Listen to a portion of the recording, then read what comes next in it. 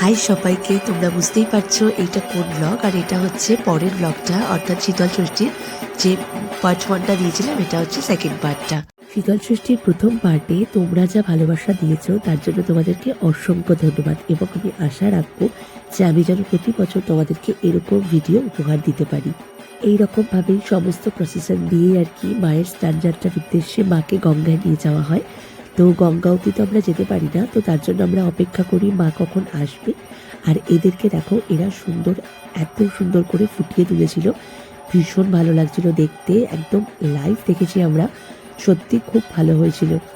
আর তারপরে আমরা শুধু খালি পায়ে এই প্রান্ত থেকে ওই প্রান্ত শুধুমাত্র ছুটে গিয়েছি মাকে একবার ধরবো বলে। আমরা চেষ্টা করেছিলাম পাড়ায় যে কটা ঠাকুর বেরিয়েছিল সবাইকে ধরার। আর তারপরে অপেক্ষায় ছিলাম যে মা কখন স্নান সেরে গঙ্গা থেকে ফিরবে। আর ততক্ষণে আমরা কিন্তু মায়ের যে ঘটে সেখানে অঞ্জলিও দিয়ে দিয়েছিলাম, যেটা কিনা 10টা অবধি হয়েছিল। আর তারপরে মাকে দেখো আসার পরে কি সুন্দর চাইনা লাগছে। যেহেতু পূর্ণিমা তাড়াতাড়ি পড়ে যাওয়ায় তার জন্য মাঝ রাত্রিবেলায় 16 আনা পুজো শুরু হয়ে গিয়েছিল।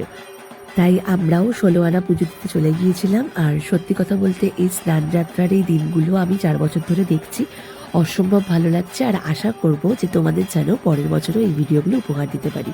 দেখা হচ্ছে নেক্সট ব্লগে, বাই।